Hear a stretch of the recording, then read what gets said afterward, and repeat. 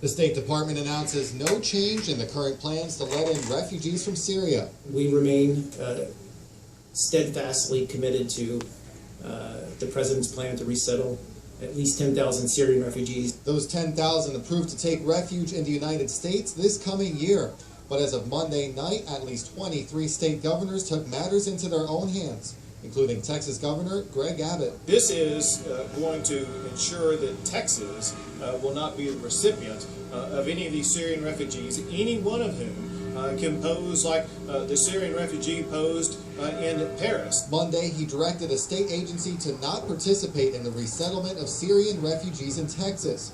Laredo immigration attorney Nelly Bielma says the application for refugee status is made in the country of origin at a U.S. embassy. It's primarily if there's some issues of humanitarian concern or public interest. She says the application screens for criminal and terrorist ties. Responding to our request for information Monday, the Department of Homeland Security says refugees are subject to the highest level of security checks. It will be wise to add another layer of security to those inadmissibility checks to make sure that these people are not connected to any dormant cells or that they have been in contact with terrorists. President Obama took a firm stance against critics. We do not close our hearts to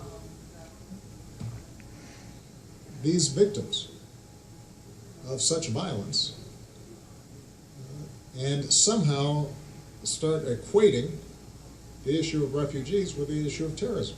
Looking forward, refusal by the state of Texas to cooperate could create an unusual situation at the Texas ports of entry. At any port of entry in Texas, if there is an issue, they might have to hold this refugee at bay until they get clearance for the person to pass through Texas. Immigrants approved to enter the United States but refused by the state of Texas. For KGNS News, Christian Von Preisen.